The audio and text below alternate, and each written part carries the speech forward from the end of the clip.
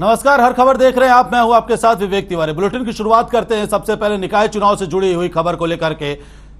चंडीगढ़ में चुनाव आयोग ने प्रेस कॉन्फ्रेंस कर नगर निकाय चुनाव का ऐलान कर दिया है। चुनाव आयुक्त धनपत सिंह ने बताया है कि राज्य में 19 जून को निकाय चुनाव किए जाएंगे, जिसके लिए 30 मई से नामांकन शुरू हो जाएंगे और 4 जून तक प्रत्याशी अपना नामांकन दाखिल कर सकते हैं।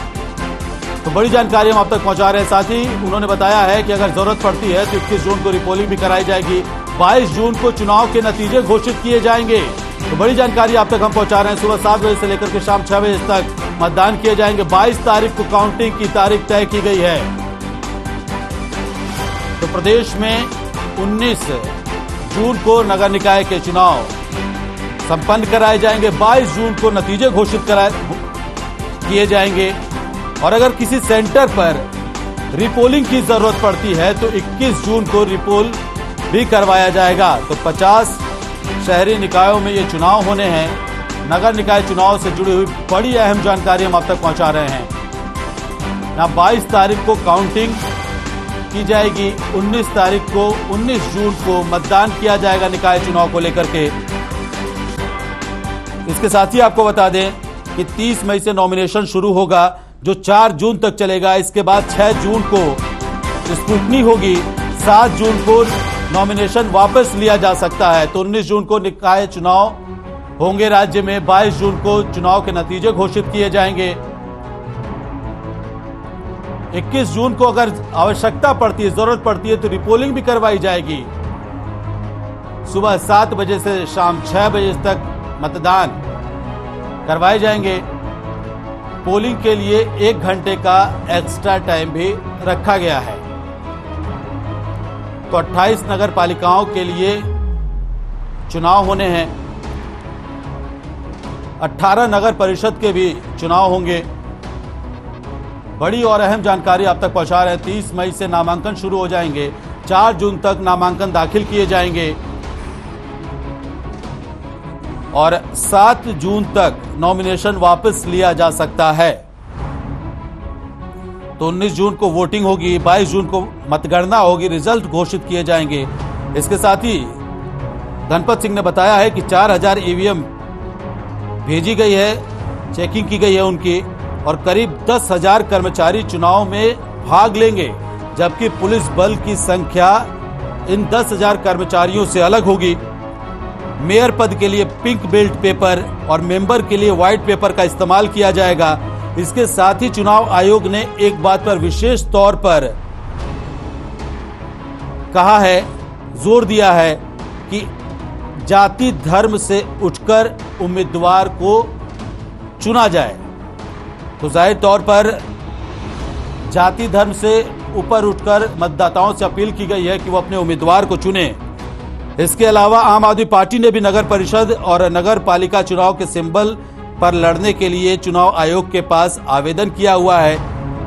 3 दिन के अंदर चुनाव चिन्ह झाड़ू अलॉट किया जाएगा, ऐसा कहा जा रहा है। 46 नगर परिषद और नगर पालिकाओं के चुनाव में कुल 18,20,000 मतदाता भाग लेंगे। इसमें 9,65,547 पुरुष वोटर हैं, 8,64,612 महिला मतदाता हैं, जबकि 49 ट्रांसजेंडर मतदाता भी हैं। तो आपको बता दें, गोहाना, होडल, पलवल, सोहाना, मंडी, डबवाली, चरखी दादरी, झज्जर, जिंद, कैथल, हांसी, बहादुरगढ़, नरवाना, टोहाना, नू, कालका, नारनौद, फतेहाबाद में चुनाव होंगे। इसके अलावा भिवानी, तरावड़ी, निसिंग, चीका महम, राजौंद, पेहवा, उचाना, महेंद्रगढ़, शाहबाद, घरौंडा में भी चुनाव होंगे। सफीदो, गन्नौर, भूना, बावल, एलनाबाद, नागल चौधरी, नारायणगढ़, रतिया, बरवाला, समालका, फिरोजपुर, झिरका, पुनाना, असंध, लाडवा, रानिया में भी चुनाव होंगे।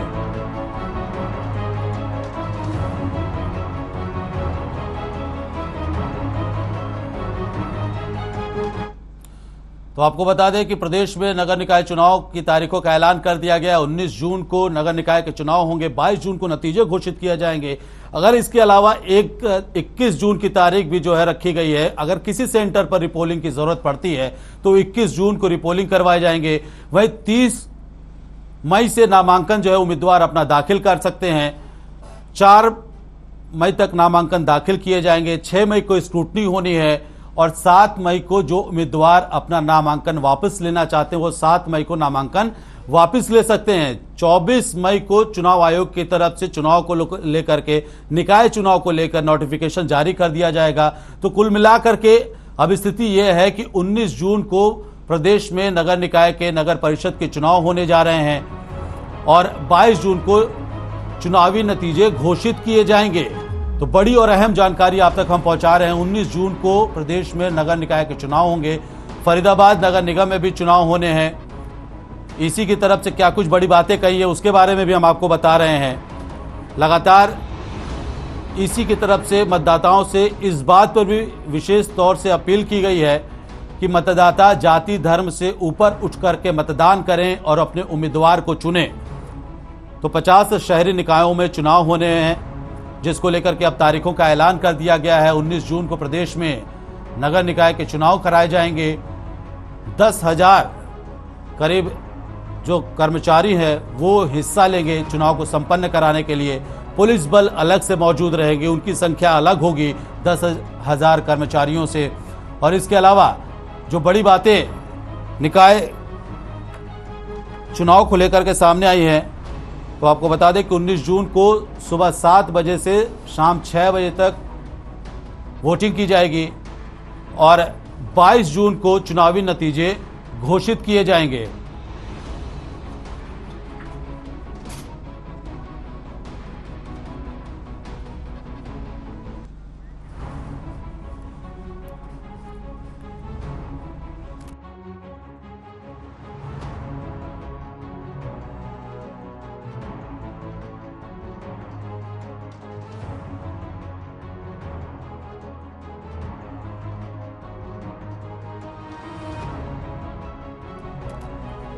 तो सुबह 7 बजे से शाम 6 बजे तक वोटिंग की जाएगी। पोलिंग के लिए 1 घंटे का ज़्यादा समय भी रखा गया है। 19 जून को प्रदेश में निकाय चुनाव होने हैं। 28 नगर पालिकाओं के लिए चुनाव होना है। 18 नगर परिषद के लिए चुनाव होने हैं। 30 मई से नामांकन की जो प्रक्रिया है वो शुरू हो जाएगी। 4 जून तक उम्मीदवार अपना नामांकन दाखिल कर सकेंगे और 7 जून को जिन उम्मीदवारों को ऐसा लगता है कि उन्हें नामांकन वापस लेना चाहिए वो नामांकन वापस ले सकते हैं। तो प्रदेश में 22 जून को चुनावी नतीजे घोषित किए जाएंगे जो निकाय के चुनाव होंगे। इसके साथ ही इलेक्शन कमीशन ने 21 जून को जरूरत पड़ने पर रिपोलिंग की भी व्यवस्था कर रखी है।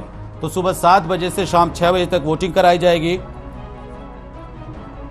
तो 18 नगर परिषद, 28 नगर पालिकाओं में चुनाव कराए जाएंगे। 19 जून को ये चुनाव होने हैं। सुबह 7 बजे से शाम 6 बजे तक वोटिंग कराई जाएगी। 22 जून को निकाय चुनाव के नतीजे घोषित किए जाएंगे। तो सिरसा नगर परिषद, फरीदाबाद नगर निगम, थानेसर, बारला, बादली, इन तमाम जगहों पर चुनाव होने हैं। 19 जून को निकाय के चुनाव कराए जाएंगे और 22 जून को नतीजे घोषित होंगे। बढ़ते हैं आगे। सोमवार की सुबह रेवाड़ी शहर में तेज आंधी के साथ तेज बारिश भी हुई। बारिश के बाद मौसम पूरी तरह से ठंडा हो गया, जिसके बाद तापमान में 4 डिग्री तक की गिरावट दर्ज की गई, जिससे लोगों को गर्मी से तो काफी हद तक राहत मिली है। इसके साथ ही तेज आंधी के कारण कई इलाकों में बिजली गुल हो गई। करीब आधे घंटे तक आंधी चलने से कई इलाकों में पेड़ और बिजली के खंभे टूट गए। मौसम विभाग की माने तो आज और कल इसी प्रकार से मौसम बना रह सकता है। धूल भरी आंधी के साथ बूंदाबांदी की भी पूरी संभावनाएं हैं। तो तस्वीरें हम आपको दिखा रहे हैं किस तरह से रेवाड़ी में तेज हवा का कहर देखने को मिला। कई जगह पर पेड़ों की टहनियां टूटकर गिर गईं और आप देख सकते हैं, तस्वीरों को देखकर समझ सकते हैं कि कितनी रफ्तार से हवा चल रही थी और इसी तेज रफ्तार हवा के साथ जो है बारिश भी हुई है। आप देखिए किस तरह से पेड़ टूटकर बीच सड़क पर गिर जाता है, यातायात पूरी तरह से बाधित हो जाता है।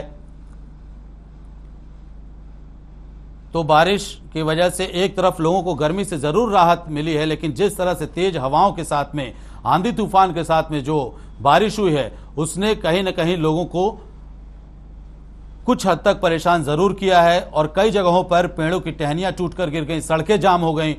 कई ऐसी भी तस्वीरें निकलकर सामने आई कि मूसलाधार बारिश की वजह से कई जगहों पर जल जमाव की भी स्थिति देखने को मिली।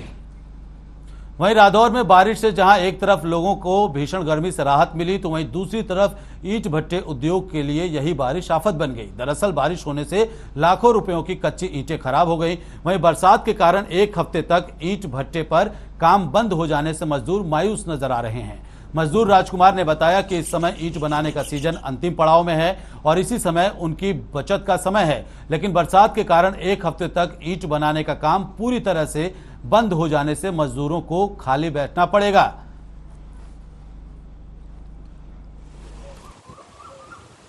डिस्ट्रिक्ट में लगभग 80 से 85 भट्टे हैं जो लाइसेंस हैं डिस्ट्रिक्ट में।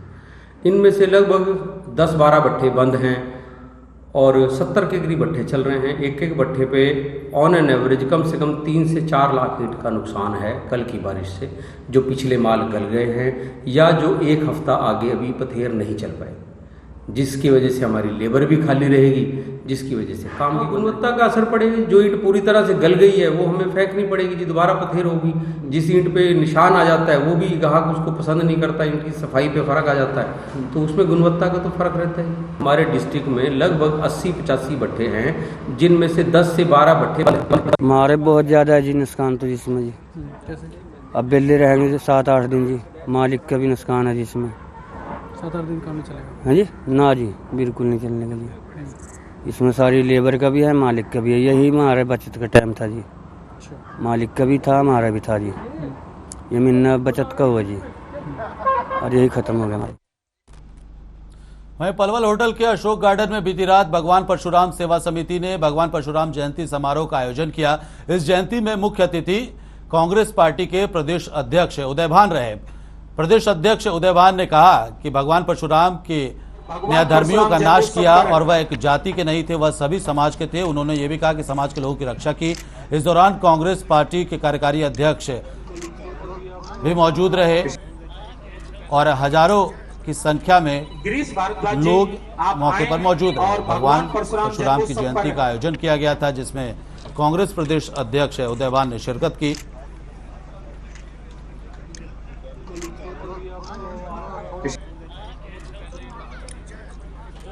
गिरीश भारद्वाज जी आप आए और भगवान परशुराम जन्मोत्सव पर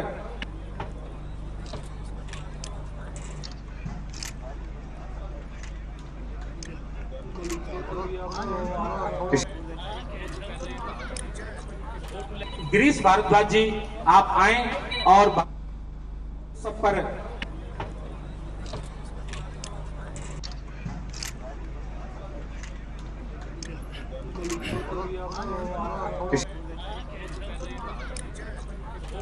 गिरीश भारद्वाज जी आप आए और भगवान परशुराम जन्मोत्सव पर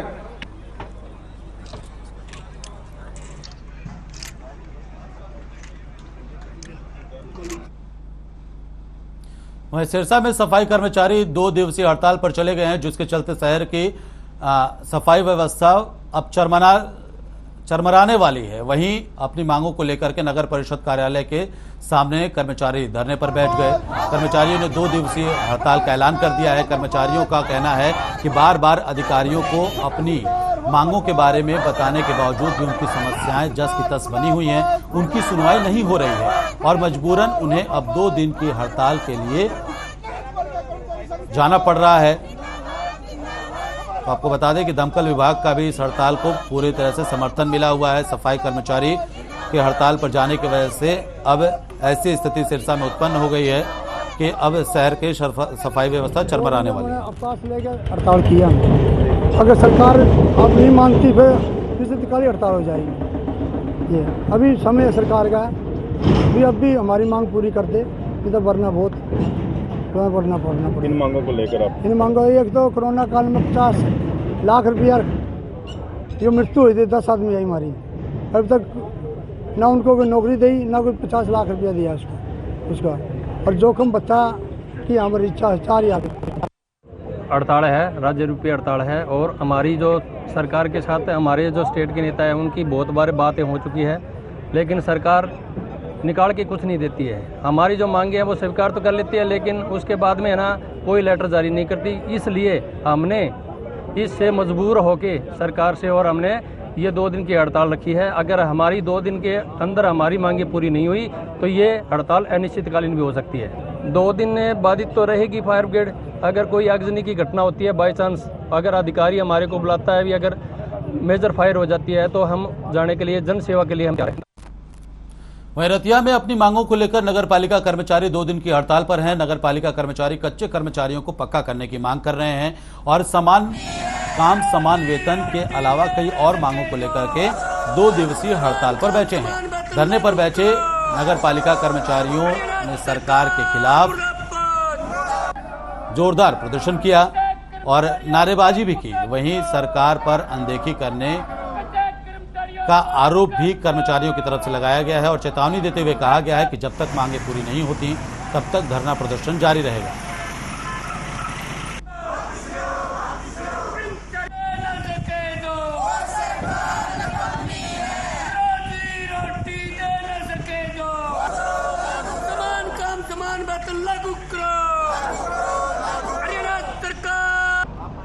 पीछे ही हमारे राज्य के कार्यकारिणी के राष्ट्रीय कार्यकारिणी के प्रधान गए थे, सीएम साहब से मिले थे। कौन मांग माननी, 19 मांगे हमारी। सबसे पहले मुद्दा तो हमारा जो ये सरकार ने चला नहीं कर्मचारी के लिए कौशल योजना निगम रोजगार, पहले तो ये मांग हमारी समाप्ति होनी चाहिए। सर हमारा 25 अप्रैल 2020 और 17 अगस्त 2020 को समझौता हुआ था सरकार के साथ, भाई जितने भी कच्चे कर्मचारी हैं उनको पक्का किया जाए और समान काम समान वेतन, जब तक परमानेंट नहीं किया जाए उतना समान काम समान वेतन दिया जाए। और कुछ बहुत सी मांगे थी, 4000 रुपये जोखिम भत्ता, जो कर्मचारी कोरोना में मृत्यु उनको 50 लाख रुपए का सहायता राशि। सरकार अपने वादे से बार बार मुकर रही है। इसी दौरान हमें भाई दोबारा हड़ताल की ऐलान किया है। अगर इन 2 दिन के अंदर हमारी सरकार ने माने तो ये हड़ताल अनिश्चितकालीन के लिए। रेवाड़ी में गैंगरेप पीड़िता 3 दिनों से परिवार के साथ जिला सचिवालय में धरना दे रही है। दरअसल पीड़िता गन लाइसेंस और गांव से अन्य जगह शिफ्ट करने की मांग कर रही है। इतना ही नहीं बल्कि पीड़िता का परिवार गन लाइसेंस के लिए पिछले 3 सालों से चक्कर काट रहा है। वहीं पीड़िता ने आरोप लगाते हुए कहा कि डीसी ने महिला आयोग का दिमाग खराब होने की बात कही। बता दें कि महिला आयोग ने पत्र जारी कर गन लाइसेंस और शिफ्ट करने के आदेश दिए थे। वहीं पीड़ित परिवार का कहना है कि अगर प्रशासन ने समस्या का समाधान नहीं किया तो भूख हड़ताल किया जाएगा।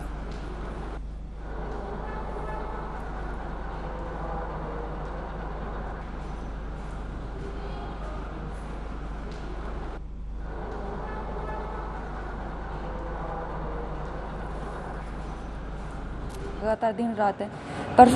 परसों हम डीसी साहब से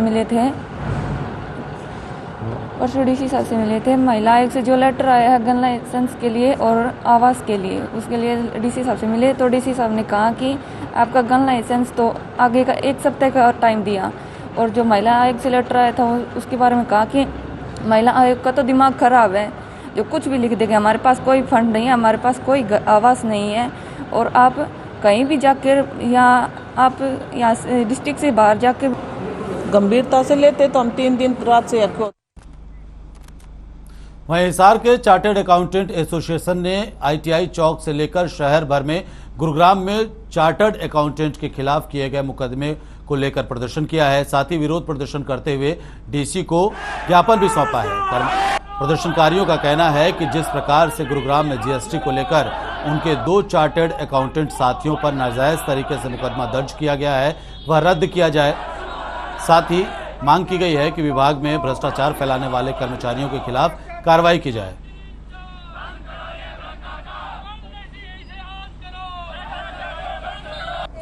ये हम हिसार के जो Hisar branch of NIRC of ICI है, CA की जो हिसार ब्रांच है वो आज प्रदर्शन कर रही है और ज्ञापन CGST, SGST और डिप्टी कमिश्नर को देने जा रहे हैं हम। ये हादसा हमारा गुड़गांव में हुआ है, ये पहली बार नहीं हुआ है, ऐसे हादसे पहले भी हो चुके हैं। लेकिन अब इस हादसे के बावजूद ये जो मुहिम है ये पूरे इंडिया में चली है कि हुआ क्या है कि गुड़गांव CGST डिपार्टमेंट ने एक रिफंड के केस में जो रिफंड उन्होंने सारे नियम और कानून कायदों को ताक पे रख किया है। वहीं महेंद्रगढ़ जिले के गांव अगिहार में एक बार फिर एक बेटी दहेज की बलि चढ़ गई। तो महेंद्रगढ़ से ये खबर हम आपको बता रहे हैं, जहां जानकारी के मुताबिक अंबिका की शादी गांव बास खुडाना के योगेश के साथ 29 अप्रैल 2018 को हुई थी। वहीं लड़की RPF से कांस्टेबल के पद पर लखनऊ में तैनात थी, जबकि उसका पति योगेश 58 आमरेज में तैनात था। वहीं संदिग्ध परिस्थितियों में अंबिका की मौत हो गई। वहीं परिजनों का आरोप है कि वर पक्ष की तरफ से लगातार दहेज की मांग की जा रही थी, जिसके चलते गला घोंचकर उसकी हत्या कर दी गई। पुलिस ने परिजनों की शिकायत पर 6 लोगों के खिलाफ थाने में मामला दर्ज कर लिया है। साथ ही शव का पोस्टमार्टम करवा करके परिजनों को सौंप दिया है। वहीं परिजनों ने दोषियों के खिलाफ सख्त कार्रवाई की मांग की है।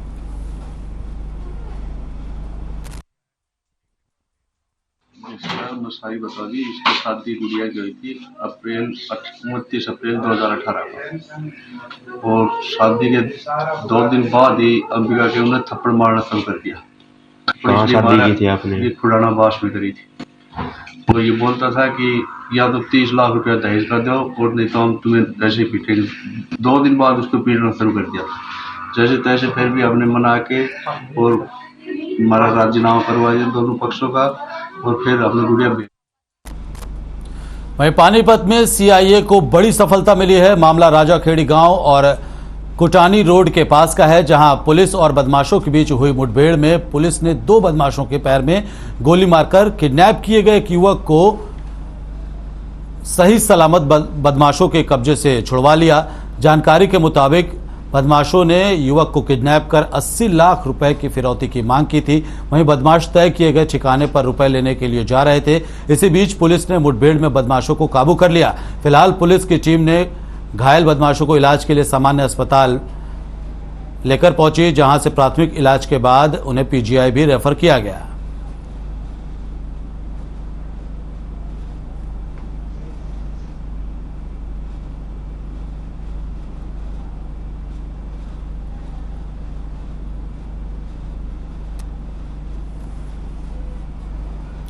तो फिलहाल इस बुलेटिन में इतना ही। आप देखते रहिए हर खबर। नमस्कार।